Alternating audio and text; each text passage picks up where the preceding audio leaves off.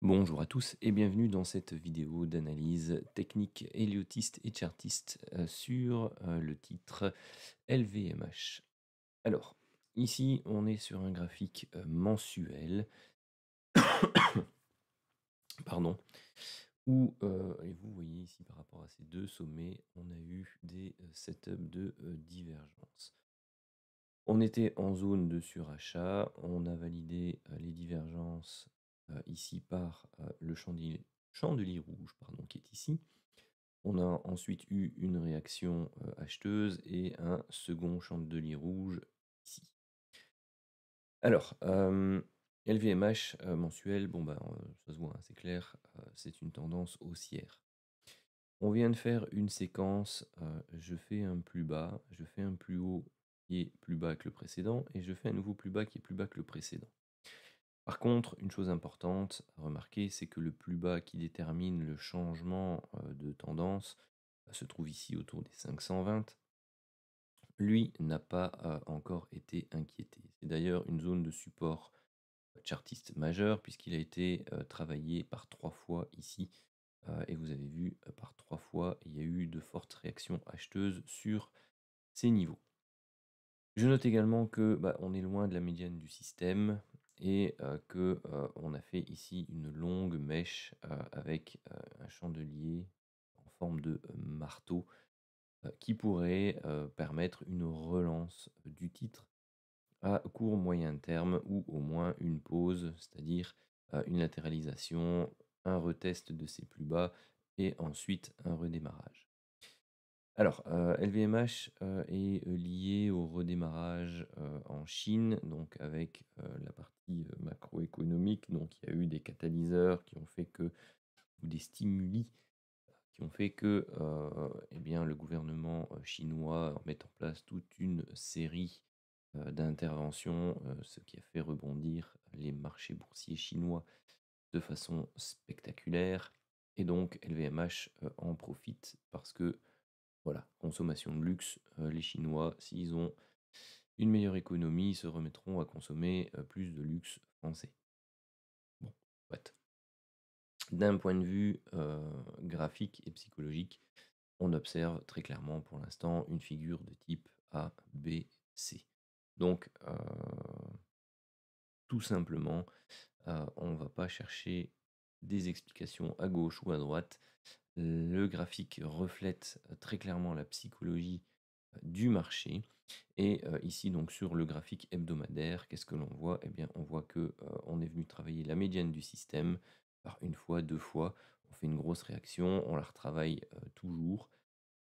Alors, est-ce que, du coup, on peut se dire que, ici, on a eu une première structure baissière, sa correction et une deuxième structure baissière? C'est tout à fait, possible. Est-ce que la deuxième structure baissière est terminée ou pas?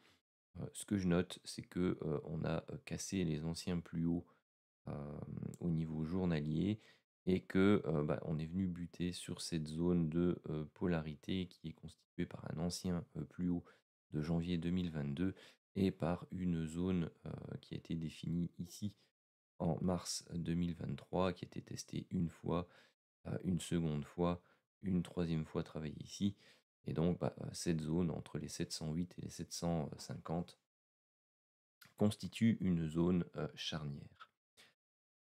Alors, bah, l'idéal, c'est que, pour moi, donc je vous le disais, hein, c'est que, on puisse, retravailler ici un nouveau plus bas, éventuellement aller chercher appui, sur ces fameux, 520, ce serait, super, pour ensuite, eh bien, tout simplement repartir à la hausse. Alors en termes de, projection, qu'on prenne celui-là ou celui-là, ça change pas énormément, mais on a déjà travaillé donc, quasi les 123,6, au niveau de l'extension. Donc 161,8 c'est beaucoup pour une vague C, 123,6 classiquement et je vous dis, hein, qu'on le prenne là ou là, ça change, pas, énormément. Donc on a la zone des 100 d'extension, 123,6 qui a déjà été travaillée. Donc ça plaide déjà aussi pour, d'un point de vue timing, une fin de cette vague C corrective.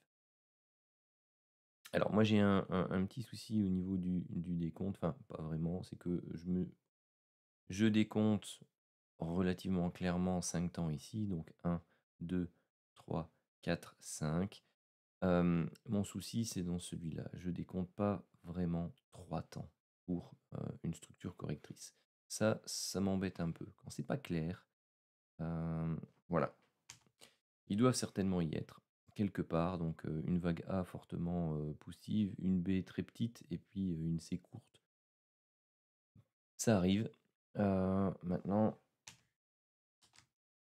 ici, pour la structure correctrice, je note une vague 1, une vague 2, une vague 3 potentielle, une 4 et une 5. Donc, j'ai mes 5 temps baissiers. Par contre, le doute sur lequel je mets pour l'instant un peu de probabilité, c'est que ceci constituerait éventuellement un flat de vague 4 et que donc il reste une potentielle vague 5 avec un rebond. Alors, les objectifs sont très clairs, hein, c'est d'aller rechercher ici les 900 €.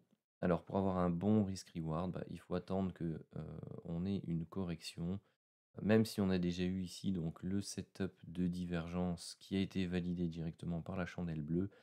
Rentrer là, ça fait haut. Si on a un stop qui est ici, vous voyez que le risk-reward est juste en dessous de 2. Bon, c'est assez court, je trouve. Personnellement, je préférerais intervenir. Donc là, c'était hebdo, on va passer au journalier, pardon. Je préférerais pouvoir intervenir de manière plus courte. Alors, qu'est-ce qui se passe au niveau journalier? Donc, vous voyez très clairement la baisse vague 1, vague 2, potentiellement vague 3 et vague 4 ici.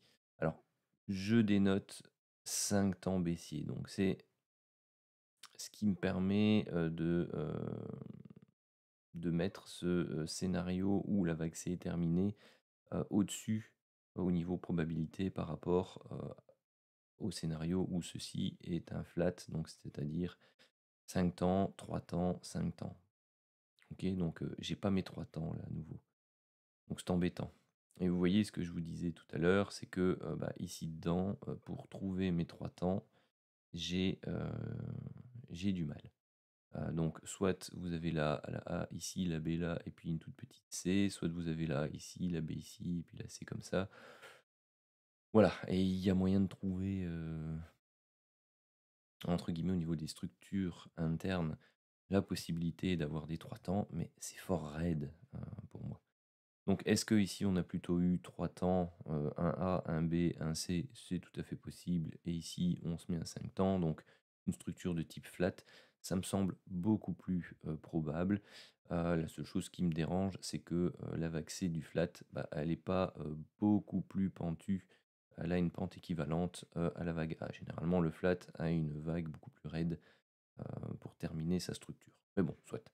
Sont des détails. Les structures ne sont pas toujours parfaites. Pardon. Et donc, il faut s'en contenter. Donc, pour l'instant, vous avez pour moi ici préférentiellement 3 temps, une structure flat ici, et puis quelque chose en 5 temps qui prend forme à ce niveau-là. C'est le scénario actuellement le plus probable. Alors ici, on a eu une impulsion haussière. Alors ce que j'aime bien dans cette impulsion haussière, c'est que vous avez 3 gaps. Vous avez le gap d'initialisation, le gap d'accélération et le gap de terminaison. Derrière ici, donc vous avez eu une vague A, une vague B et potentiellement une vague C. Donc on n'est pas encore venu combler complètement le gap d'accélération, mais vous voyez que on a déjà purgé une partie de la structure.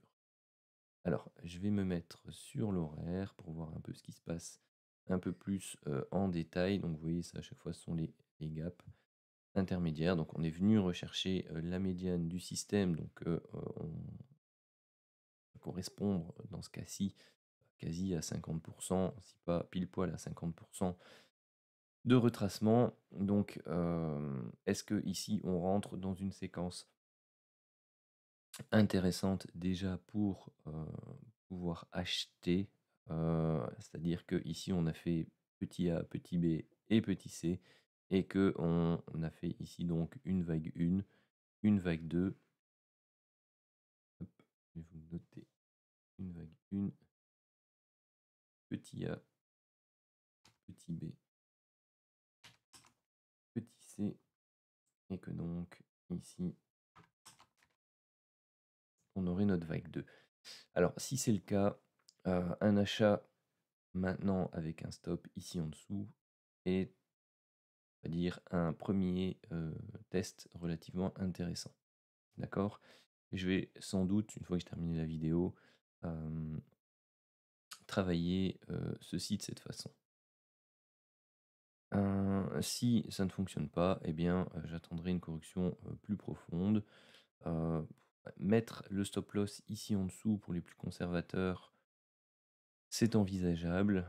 Ça vous donne, on va dire, 20 et 50, donc ça vous donne 75 € de stop loss. Et pour rappel, on vise au moins les 900, donc vous avez plus ou moins 350. Donc voilà, ça vous fait un risk-reward un peu plus de 4, donc c'est relativement intéressant aussi. Maintenant, voilà qu'un stop plus court, vous prenez plus de risques d'être stoppé, mais vous avez un risk-reward beaucoup plus intéressant, et donc un levier, bras de levier de gain plus puissant.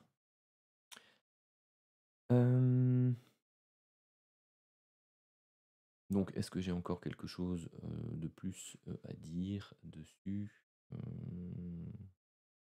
Allons voir un peu sur le 5 minutes. Qu'est-ce qui s'est passé ici?